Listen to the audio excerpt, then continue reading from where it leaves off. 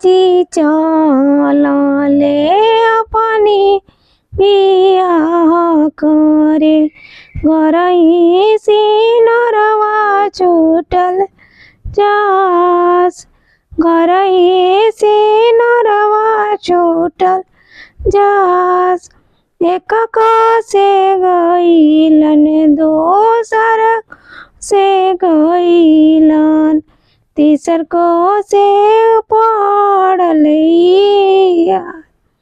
तीसर को से पड़लिया।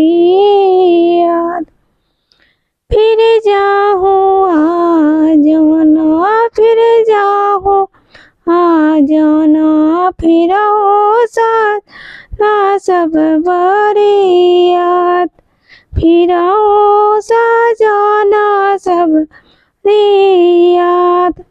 खोल खोल आमा हो बजर के वड़िया हो, गरही से नरवा छूटल जाए, गरही से नरवा छूटल जाए। कैसे मैं खोली ए बबुआ बजरा के वड़िया हो, हम तो बैठनी जेवाना, हम तो बैठनी जेवाना।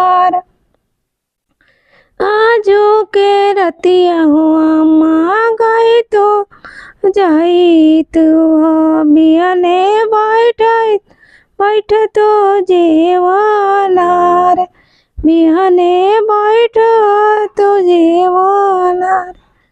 कालो तो आई है हो बबुआ दोसर के जमाल का हो, मड़वा दोला होई जा, मड़वा दोला होई जा।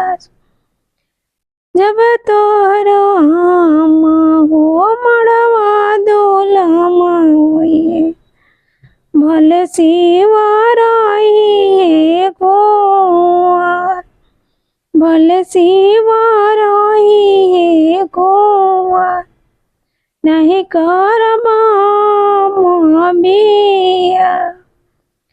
कर बबुआ हो अपनी भी हवाई तवे दुनिया व्यवहार, इत हवे दुनिया के रीत।